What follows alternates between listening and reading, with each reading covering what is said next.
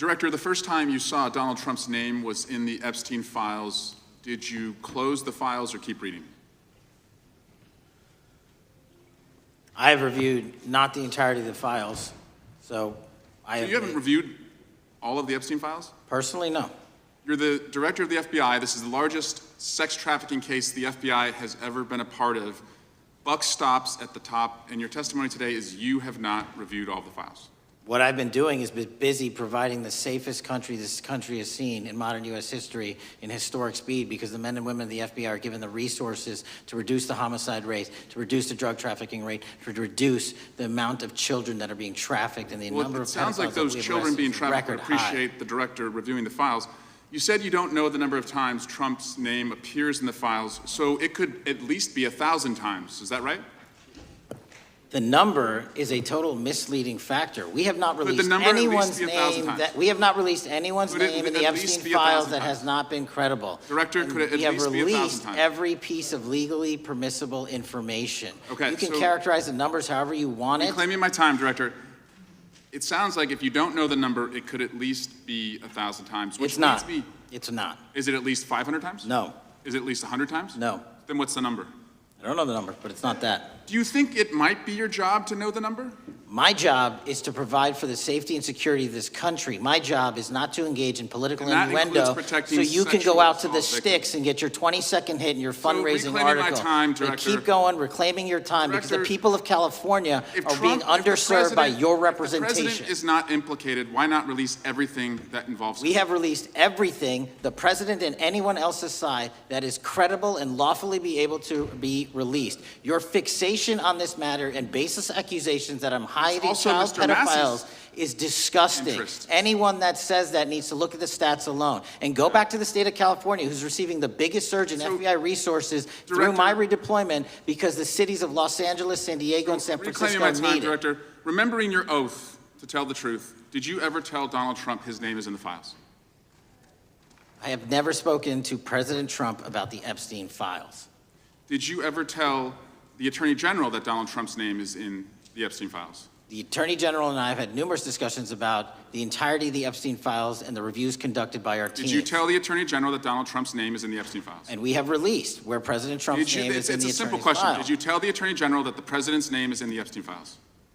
During many conversations that the Attorney General and I have had on the matter of Epstein, we have reviewed. The question is simple. Who did you tell the Attorney General that Donald Trump's name is in the Epstein files? Yes or no? Why don't you try spelling it out? Yes or no, Director? Use the alphabet. Yes or no? No? A, B, C, Director, D, E, F? it sounds like you don't want to tell us. Did you tell the Attorney General that Donald Trump's name was in the Epstein files?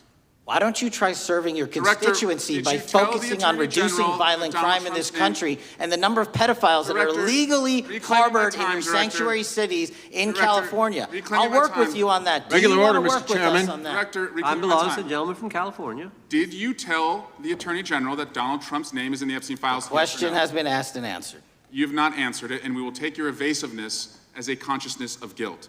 Director, did Donald Trump ever say to you, just find and release the entire truth? Don't worry if I'm in it? The instructions from the administration were to release all credible information, and we have done that.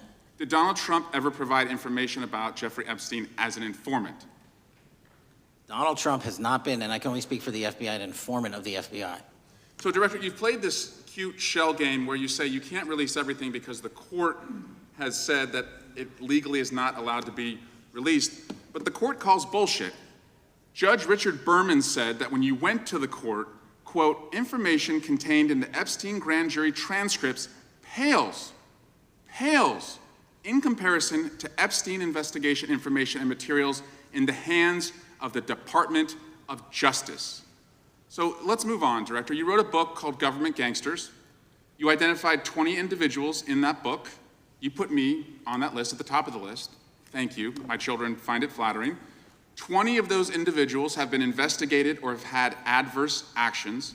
Director, considering that you have identified these people as, quote, government gangsters, will you recuse yourself from making any investigation decisions about these individuals? Anyone that has been terminated at the FBI has been done so the because question they failed again, to meet the muster in their Director, constitutional I will obligation. work on the audio-visual capabilities. I'm going to of borrow insurance. I your don't think you can hear terminology me. and call I'm bullshit reclaiming my on your time. entire career in Congress. reclaiming my It time, has been Director. a disgrace to the American Director, I'm people. reclaiming my You time. can No, reclaim your you time all you recuse want. yourself. Mr. Chairman, you're going to allow a witness to Citizens speak of this California. way? Mr. Chairman, would you give... recuse yourself, Director. The gentleman has no time to... Mr. Chairman, would you Mr. admonish the Chairman, point of- witness not to insult members? The gentleman has no time. Mr. Chairman, The just committee will remember. quick point of order.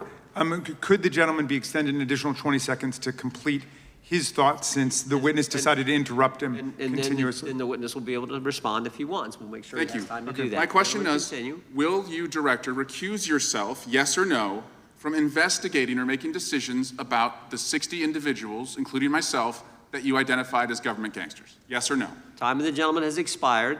The witness may respond if he would like. And the answer was no, as I heard. Correct. Okay.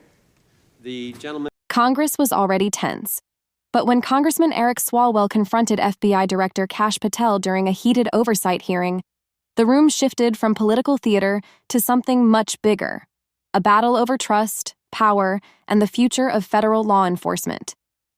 The confrontation centered on accusations that Patel and the FBI were preparing to release decade-old investigative files connected to Swalwell and a suspected Chinese intelligence operative, despite no criminal charges ever being filed against the congressman. Reports claimed Patel personally pushed FBI agents to prepare those documents for public release, while Swalwell was emerging as a major political figure in California. Swalwell exploded during the hearing. He accused Patel of weaponizing the FBI for political revenge and attempting to smear critics of President Donald Trump. Patel fired back aggressively, denying wrongdoing and accusing Swalwell of hypocrisy and corruption. At one point, the exchange became so personal that lawmakers visibly reacted in shock. What made the moment even more explosive was the history between these two men. For years, Swalwell has been one of Trump's loudest critics in Congress. Patel, meanwhile, rose to prominence as one of Trump's most loyal national security allies. Their conflict was never just personal. It represented two completely different visions of America. One side argued the FBI was finally exposing powerful politicians who had escaped scrutiny for years. The other side argued the Bureau itself was becoming politicized and dangerous. And Americans watching at home were left wondering a terrifying question: can the FBI still be trusted to stay independent? The controversy became even more intense after reports surfaced that Patel wanted to release files from an investigation involving a suspected Chinese operative who had interacted with Swalwell years earlier. Importantly, those investigations never resulted in charges against Swalwell, and officials reportedly found no evidence of wrongdoing by him. Swalwell's legal team immediately sent Patel a cease and desist letter, warning that releasing the documents could violate federal law and long-standing Justice Department policy. That's when the political consequences started spreading far beyond Washington. Democrats began warning that America was entering dangerous territory, where federal agencies could be used against political opponents. Some lawmakers compared it to the collapse of institutional independence seen in other countries, where law enforcement became tied to whichever party held power. Republicans and Trump allies saw it differently.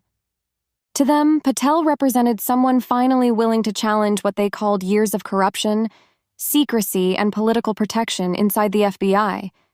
And that divide matters globally, because America's allies rely heavily on trust in U.S. institutions. If foreign governments begin believing the FBI is politically compromised, intelligence-sharing relationships could weaken. Nations cooperating with the United States on terrorism, cybercrime, and espionage may hesitate before sharing sensitive information. At the same time, America's enemies are watching carefully. Countries like China and Russia benefit whenever Americans lose confidence in their own government. Public political warfare inside U.S.